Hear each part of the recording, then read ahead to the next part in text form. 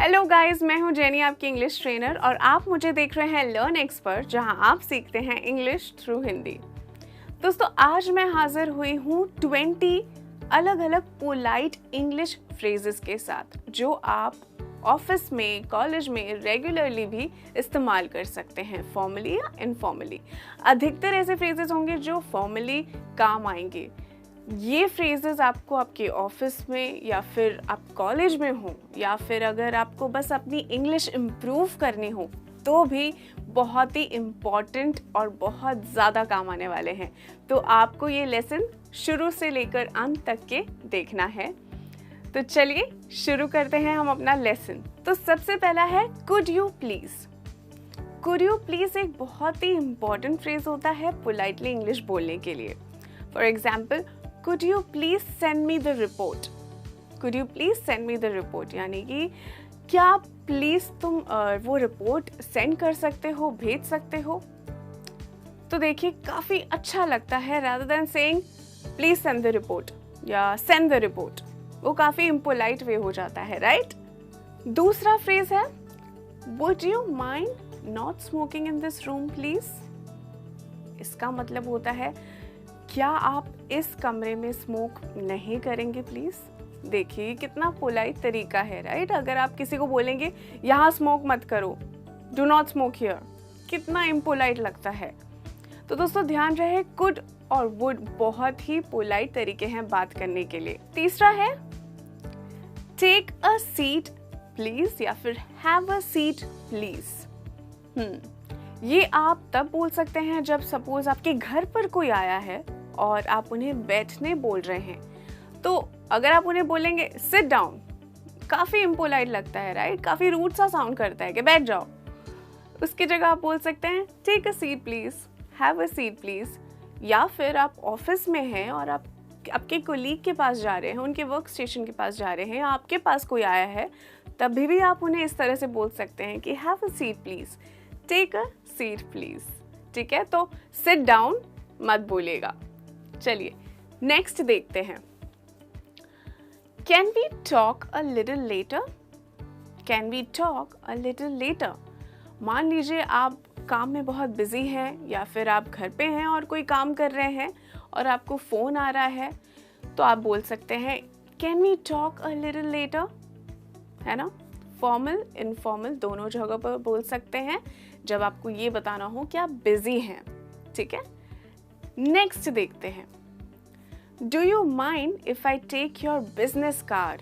Do you mind if I take your business card बहुत ही important चीज़ है जब आप किसी बिजनेस में हैं, या जब आप किसी कॉर्पोरेट कंपनी के साथ काम कर रहे हैं, या कहीं पे भी काम कर रहे हैं। और बिजनेस कार्ड्स हमें यूज़ आते हैं जब हमें किसी से कांटेक्ट करना होता है। उनकी ईमेल आईडी रहती है, उसमें कांटेक्ट नंबर रहते हैं, राइट? तो ये बोलने की जगह कि आप अपना बिजनेस कार्ड देंगे, कितना ख़राब लगता है, उसके जगह पर आप बोल सकते हैं do you mind if I take your business card. समझ में आया? चलिए आगे बढ़ते हैं। अगला है let me know when you are available. Let me know when you are available यानी कि मुझे आप अपडेट कर देना या मुझे बता देना जब भी आप फ्री होंगे, है ना? तो इम्पोलाइट वे में कैसे बोल देते हैं लोग, tell me when you are available, tell me when you are available. ऐसा लगता है कि आप किसी को कमांड कर रहे हैं, है ना? लेकिन ये जो फ्रेज मैंने आपको सिखाया है, इससे काफ़ी पोलाइट लगता है, let me know when you are available. अगर आपको किसी के घर जाना हो या आपको किसी से बात करनी हो, तब आप इस फ्रेज का इस्तेमाल कर सकते हैं। नेक्स्ट देखते हैं, bye any chance. Bye any chance यानी कि किसी संयोग से। मान लीजिए कि आप कोई काम कर रहे हैं और आपको पेन नहीं मिल रही, और आपको किसी से पूछना है कि अरे यार किसी भी संयोग से कैसे भी करके तुम्हारे पास एक पेन है क्या, क्योंकि आपके पास नहीं है, तो आप बोल सकते हैं do you have by any chance a pen with you. कितना पोलाइट लगता है और कितना अच्छा लगता है, राइट? यहाँ पर आप किसी से मांग रहे हैं तो शायद वो आपको दे दे, और अगर आपने इम्पोलाइट तरीके से बोला तो अगर उसके पास होगा भी ना, तो भी वो शायद आपको ना दे। तो क्या बोलना है, do you have by any chance a pen with you, या फिर an extra pen with you. समझ में आया? काफ़ी सिंपल फ्रेजेस हैं, ध्यान से सुनिए। अगला है आई वुड अप्रिशिएट यानी कि सराहना करना। आई would appreciate your input on this, यानी कि मुझे बहुत अच्छा लगेगा अगर आप अपना इनपुट इस काम में देंगे या आप अपनी सोच या अपना टाइम इस काम के लिए देंगे। या फिर I don't want everyone to know, so if you could keep it to yourself I would appreciate, यानी कि मैं नहीं चाहता कि ये चीज़ सबको पता चले, तो अगर आप अपने पास ही रखेंगे तो मुझे बहुत अच्छा लगेगा। आई वुड अप्रिशिएट। नेक्स्ट देखते हैं, could you repeat that please? Could you repeat that please? Repeat का मतलब आपको पता है दोहराना। ये मोस्टली आप फ़ोन कॉन्वर्जेशन में या फिर अगर आप मीटिंग में हैं और कोई पॉइंट डिस्कस हो रहा है और आपसे कुछ मिस हो गया, तब आप इस फ्रेज़ का इस्तेमाल कर सकते हैं कि could you repeat that please, है ना। और ये मत बोल दीजिएगा व्हाट डिड यू से, काफ़ी इम्पोलाइट तरीका है, बिल्कुल मत बोलिएगा, बहुत ख़राब लगता है, इंप्रेशन पूरी तरीके से डाउन हो जाएगी। तो क्या बोलना है, could you repeat that please. चलिए नेक्स्ट देखते हैं। नेक्स्ट है I don't think that's such a good idea. I don't think that's such a good idea. अब हो सकता है यहाँ पर ग्रुप डिस्कशन चल रहा हो और आपको किसी का पॉइंट या आइडिया पसंद ना आया हो, लेकिन मुंह पर ऐसे बोल देना दैट्स अ बैड आइडिया काफ़ी गलत लगता है, काफ़ी इम्पोलाइट लगता है। तब आप इस तरीके से बोल सकते हैं I don't think that's such a good idea. तो ये थोड़ा बेहतर तरीका है बोलने का, राइट। चलिए नेक्स्ट देखते हैं, I didn't understand this point. I didn't understand this point. यहाँ पर ये हो सकता है कि हो सकता है कॉलेज में या फिर आप किसी प्रोजेक्ट में हैं और कोई डिस्कशन चल रहा है और एक पॉइंट आपको समझ में नहीं आया, है ना, तो आप इस तरह बोलेंगे I didn't understand this point. आप ये नहीं बोलेंगे कि you didn't explain this point. ये ऐसा लगता है कि आप ब्लेम कर रहे हैं टीचर पर या तो फिर अपने बॉस पर या फिर अपने मैनेजर पर, ये गलत लगता है। तो आप बोलेंगे I didn't understand this point. Okay, चलिए नेक्स्ट देखते हैं। नेक्स्ट है can you hold please. Can you hold please, क्या आप होल्ड करेंगे? अब ये सिर्फ टेलीफोनिक कन्वर्सेशन में होता है, जब आप फ़ोन पर हैं और आपको किसी को रुकने के लिए कहना है, होल्ड पर रहने के लिए कहना है, तब आप बोलेंगे कैन यू होल्ड प्लीज़। मैंने कई लोगों को ये बोलते हुए सुना है कि वेट। बहुत ही इम्पोलाइट तरीका है। अगर आपको ऐसा लगता होगा कि वेट तो इंग्लिश है जेनी मैम, तो हमने तो सही बोला है, लेकिन नहीं, वो गलत हो जाता है। आपको इस तरीके से बोलना है can you hold please. Alright, चलिए आगे देखते हैं। नेक्स्ट है व्हाट इफ यानी कि आप कोई सजेशन दे रहे हैं, राइट। मान लीजिए कि आपकी कोई मीटिंग है लेकिन बारिश बहुत ज़्यादा हो रही है, तो आप कहना चाह रहे हैं कि क्या हम ये मीटिंग पोस्टपोन कर सकते हैं, क्योंकि हो सकता है कि आप बहुत दूर रह रहे हैं और आपका आना मुश्किल हो रहा हो। तो आप इसे इंग्लिश में बोलेंगे what if we postpone the meeting. What if we postpone the meeting, rather than कहे कि मैं मीटिंग में नहीं आ रहा, आई am not coming in the meeting, है ना। ये बहुत गलत लगता है, ये ऐसा लगता है कि आप बिल्कुल भी रिस्पॉन्सिबल बिहेव नहीं कर रहे हैं। तो आप बोल सकते हैं, सजेशन दे सकते हैं कि what if we postpone the meeting. ठीक है, चलिए नेक्स्ट देखते हैं। I am not very fond of. Fond का मतलब होता है प्रिय। I am not very fond of यानी कि मुझे यह चीज़ इतनी भी प्रिय नहीं है। For example, I am not very fond of this song. तो आपको अगर कोई सॉन्ग पसंद ना हो तो आप ऐसे मत बोलिएगा आई हेट दिस सॉन्ग। काफ़ी इम्पोलाइट तरीका है बोलने का। आई am not very fond of this song सही तरीका है। एक और एग्जाम्पल ले लीजिए, आई am not very fond of sweets. तो ऐसे मत बोलिएगा आई हेट स्वीट्स या मुझे मीठा बिल्कुल नहीं पसंद, ऐसा मत बोलिएगा। आप बोल सकते हैं I am not very fond of sweets. तो जो भी चीज़ आपको इतनी प्रिय नहीं होती वो आप किसी को मुंह पे ना बोलने की जगह इस तरह से बोल सकते हैं, काफ़ी पोलाइट लगता है। ठीक है, चलिए नेक्स्ट देखते हैं। अब मान लीजिए कि आप किसी के घर गए हैं या फिर आपको कोई चाय या कॉफ़ी के लिए पूछ रहा है, ठीक है, ऑफिस में ही है और आपको बोल रहा है कि आप चाय लेंगे या कॉफ़ी लेंगे, तो आप कैसे बोलते हैं?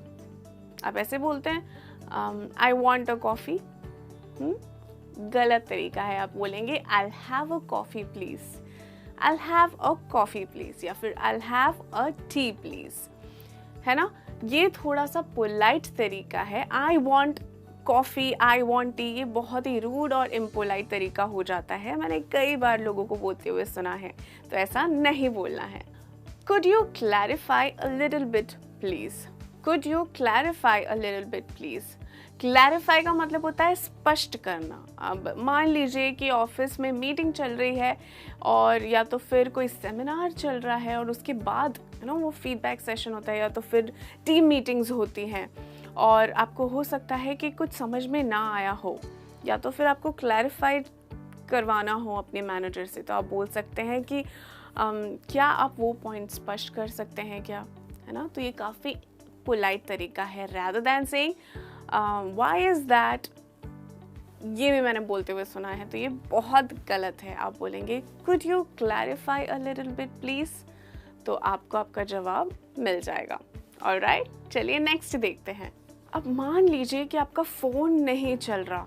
अरे बाप रे, ये तो बहुत मुश्किल की बात हो गई। और आप ऑफिस में हैं या तो फिर आप बाहर हैं, किसी दोस्त के साथ हैं या फिर अपने बॉस के साथ हैं और आपको उनका फ़ोन इस्तेमाल करना है, तो आप कैसे बोलेंगे? आपको बोलना है आई wonder if I might use your phone, I wonder if I might use your phone. काफ़ी पोलाइट तरीका है बोलने का, ना कि आप ऐसा ना बोलें कि I want your phone, I want to make a call. काफ़ी रूड, काफ़ी इम्पोलाइट तरीका हो जाता है। तो आप बोलेंगे I wonder if I might use your phone. Next देखते हैं। जैसे कि मैंने आपको बताया था कि ऑर्डर करना है तो आप कैसे करते हैं, लेकिन समझ लीजिए आप ऑलरेडी खाना खा रहे हैं, किसी के घर पे हैं या तो फिर बाहर हैं और आपको भूख लगी है और आपको एक और कुछ चाहिए, जैसे कि फॉर एग्जाम्पल आप बर्गर खा रहे हैं और आपको एक और बर्गर खाना है, तो आप क्या बोलेंगे? मुझे एक और बर्गर दो? नहीं, आप बोलेंगे I'd like another burger, I'd like another burger, I want another burger नहीं बोलना है। ऑलराइट, चलिए नेक्स्ट देखते हैं। I think you might be mistaken। मान लीजिए कि आपसे कुछ छोटी सी ही सही पर कुछ भूल हो गई हो, है ना, और या तो फिर सामने वाले से कोई मिस्टेक हो गई हो, लेकिन आपको उनको मुंह पे ऐसे नहीं बोलना कि यू आर रॉन्ग या तुम गलत हो। तब आप कैसे पोलाइट तरीके से बोल सकते हैं? आप ऐसे बोलेंगे I think you might be mistaken, मुझे लगता है कि शायद इसमें कोई गलती है या आपसे कोई भूल हो गई है। ओके, चलिए आखिरी फ्रेज देखते हैं। आखिरी है कैन आई से something here please, can I से समथिंग हियर प्लीज। मान लीजिए कि कोई ग्रुप डिस्कशन चल रहा है और आपको अपना पॉइंट रखना है, तो आप एकदम से बीच में बोलने की बजाय आप ऐसे बोल सकते हैं कि कैन आई से समथिंग हियर प्लीज, और आप अपना पॉइंट बता सकते हैं, है ना। कई बार ऐसे भी लोग बोल देते हैं कैन आई से समथिंग, कैन आई से समथिंग। ये बहुत इम्पोलाइट तरीका हो जाता है। आप बोलेंगे मैम कैन तो यूज़ किया हुआ है, तो कैन आई से समथिंग तो सही होना चाहिए। नहीं, जैसे मैंने बताया था प्लीज़, कुड, वुड, ये सारे जो वर्ड्स होते हैं ये काफ़ी आपकी फ्रेजेस को पोलाइट बनाते हैं। तो अगर आप जितना उसका यूज़ करेंगे उतना ही सही रखता है। तो दोस्तों ये थे हमारे 20 अलग अलग पोलाइट इंग्लिश फ्रेजेस जो आपको बहुत काम आएंगे, चाहे वो आप ऑफिस में काम कर रहे हों, आप अपना बिजनेस रन कर रहे हों, ना कर रहे हों, रेगुलर लाइफ में भी बहुत ज़्यादा काम आते हैं, राइट। तो अगर आपको ये वीडियो अच्छा लगा होगा तो डेफिनेटली इसे लाइक कीजिएगा, शेयर कीजिएगा और कमेंट में मुझे लिख के बताइएगा। मैं ज़रूर पढ़ूंगी कि आपका फेवरेट वाला फ्रेज़ कौन सा था। मैं जल्द मिलूंगी किसी और दिलचस्प लेसन के साथ। Till then keep smiling, keep practising and take care. Bye.